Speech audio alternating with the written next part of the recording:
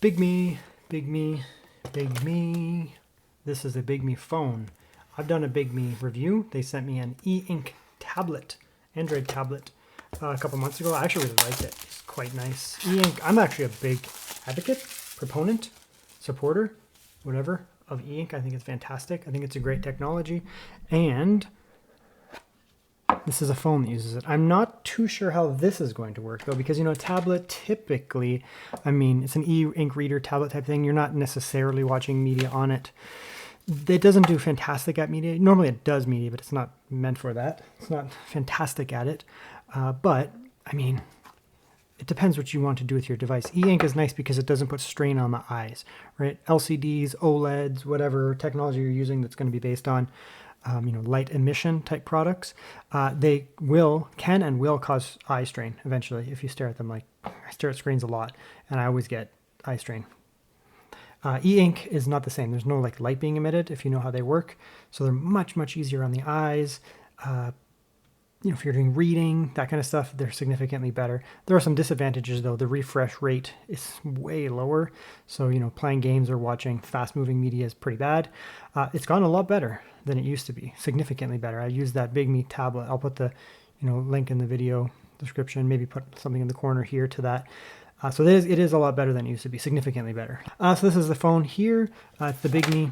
In terms of the specs here, Hibreak, that's the model. 6 gigabytes of RAM, which is fine. I mean, you can get like 12 gigabytes in that on Android devices nowadays.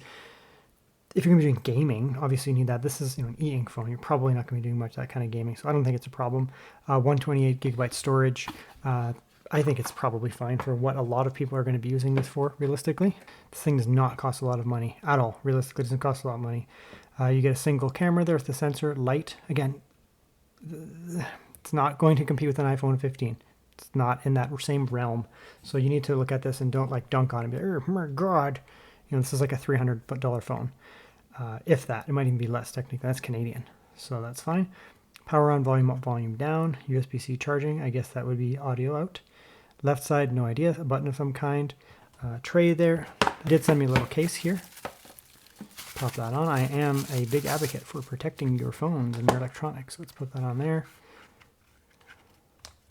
It's not super like rugged or anything like that, but it's also not very heavy. So I think, it could actually probably survive a fall without anyways. It's not a glass screen or anything, so it probably wouldn't break, but that's fine. Very nice. Let's turn it on. I might have to power it up, but we'll turn it on, power it up, and get some tests going. Okay, so here's the setup. I just logged into my internet. It's just asking us what type we want to do in terms of like gestures.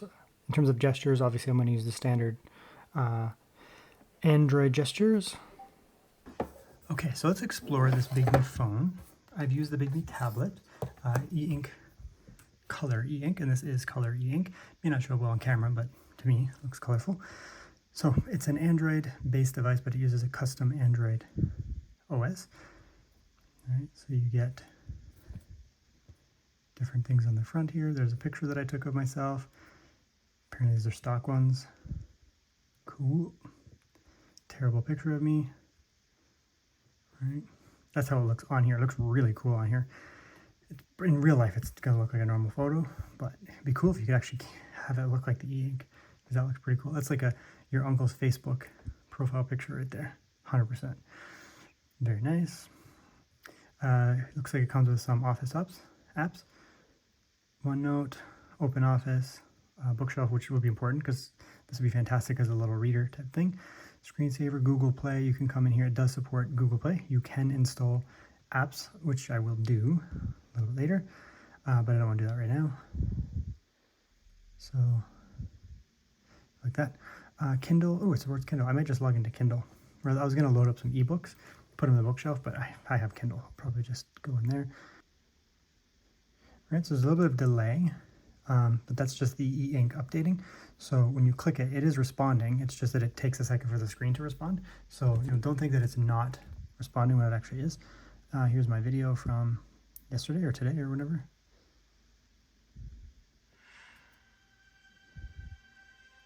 A 1-hour ad. Okay.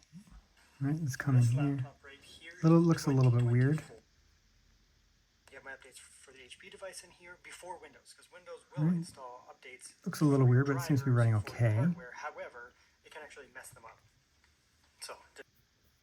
Okay, so I slide down there. What are some different options here? So we have all of our stuff, rotation. What's that? Oh, okay.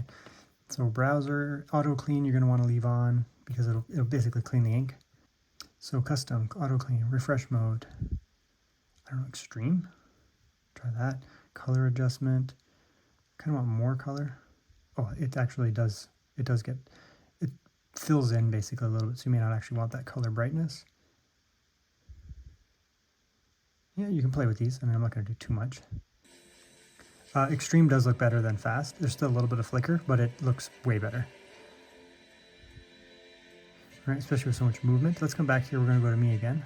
So you're still getting some flicker in that, but I mean, you can use it for browsers. It's not meant for that by any means, but you can, if need be. You can do it.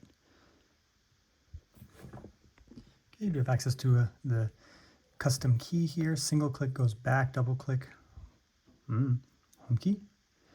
Long press, multitasking switcher. Let's do that. That's pretty good actually. So let's try it. So we'll go back. If you hold it, yeah, it'll bring up all the apps. I actually like that. That's really useful. Kill off all those processes.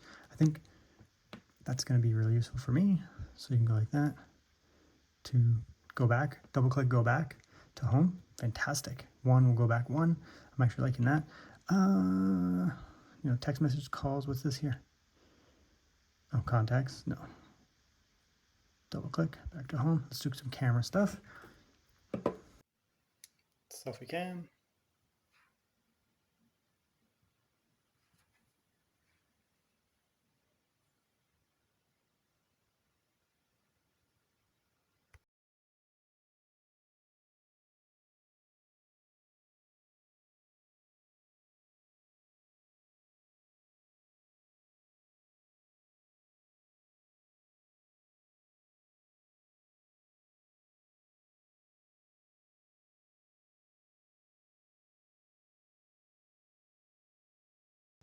Okay, we'll do a speed test here just to get a rough idea of how fast the internet is. I don't have good Wi-Fi in this area, so we'll test the Wi-Fi. It's okay. Normally I can get about 150. I'm in my upstairs, which doesn't have great. Oh, it keeps going up. Okay. So I don't know. I guess it is good Wi-Fi. It just took a second to speed up. Okay, and there's a little button there with multiple things that come up. That basically gives you like hotkeys or whatever. So you have home, back, app switcher. I'm not sure what that does. Oh, refreshes the screen. So if you get a little bit of on-screen gunk, you can hit that there. A crop tool. Okay, so here is, I guess, my Kindle. I don't have very many. Check out a book here. This is a book by my friend, The Devil's Advisor, Brad Abdul. He has a second sequel that just came out a few days ago. Highly recommend checking it out if you like satire. Yeah, that's looking good, right? So that's, I mean, it's not a tablet, but it's a phone, and this is the type of thing that I could read on this all day, right? Even if I wasn't using this thing, even if I wasn't using this thing as a phone, I would still just use it as like a pocket e-reader. It just looks so good. In the back of the cramped conference room, Brian sat, enduring the palpable tension of his coworkers as they attended their monthly performance meeting. Their department head, Diane, sat at the front of the room. She was a portly woman, squeezed into a frilly blouse and a black knee-high skirt that stretched across her thighs, near the point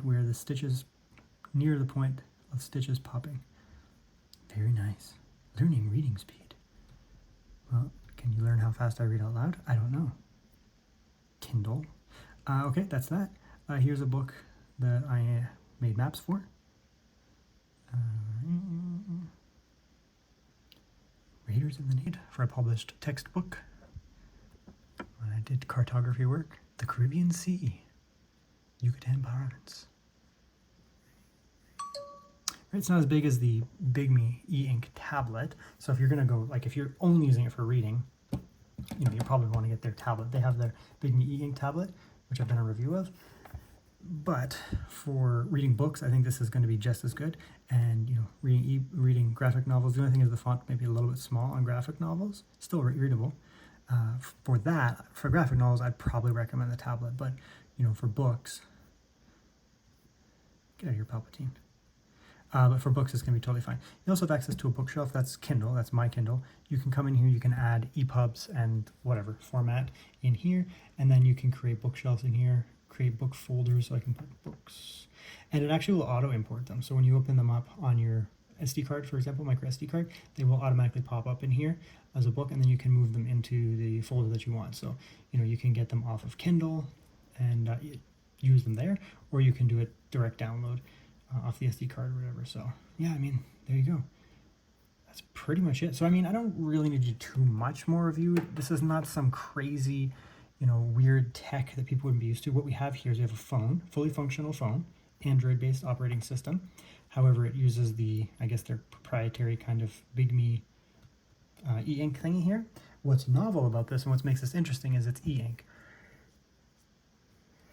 What's interesting about e-ink, first of all, the battery life on this thing is going to be insane because other than the Wi-Fi and the cellular using up some data, the actual screen is going to use considerably less power. There is light still coming from the screen, so it's going to be some of that. However, the actual, it's not an LCD, so the actual wattage consumed by the screen is going to be considerably less. More importantly for me is how easy it is on the eyes. You're not looking at a constant refreshing LCD, LED, or OLED where you're going to be irritating your eyes. It's going to bother you.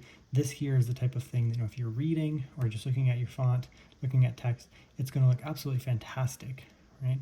And you're going to be able to read off of this for hours and hours and hours and hours, right? Just similar to reading off of like an actual text-based novel, like paper, physical media.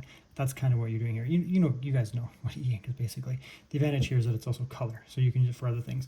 There are going to be some quirks, realistically, when it comes to YouTube and that. It works fine, but it's not going to be fantastic, right? The audio is fine. Again, it doesn't have iPhone level speakers. This thing also, though, is not very expensive. This is actually a very cheap, low cost phone thing. Not very expensive. So you can buy lots of low cost phones, right? And they're just low cost phones. And I guess if you really want to play games and watch shows, maybe you would go with those ones. This one here is also a very low cost phone, but the advantages of this is that it's an e-ink tablet in a phone. So it is actually very cool and very useful and novel. Ink color e-ink. They come in a black and white model as well. I got the color one. Not a big upcharge to go with the color, and it does kind of expand your horizons a little bit when it comes to the book reading part of it. So I'd probably recommend the color one, but if you're only reading text-based books, maybe black and white. But overall, I like it. It's actually really cool.